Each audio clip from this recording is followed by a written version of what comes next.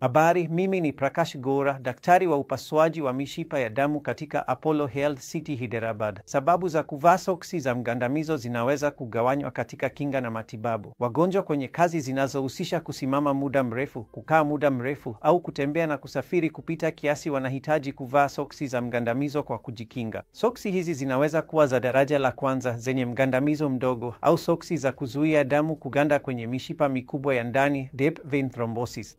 Kuhusu upande wa matibabu, wagonjwa walio katika hatari ya kupata dalili zinazohusiana na mishipa ya damu iliyovimba, varicose veins, au hatari ya kupata lymphedema mapema sana, wagonjwa hawa wanahitaji kutibiwa kwa njia ya matibabu.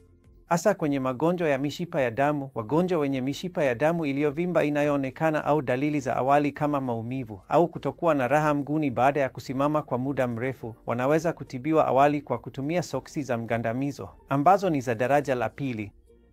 Wagonjwa wenye lymphedema pia wanaweza kutibiwa katika hatua za awali za matibabu yao.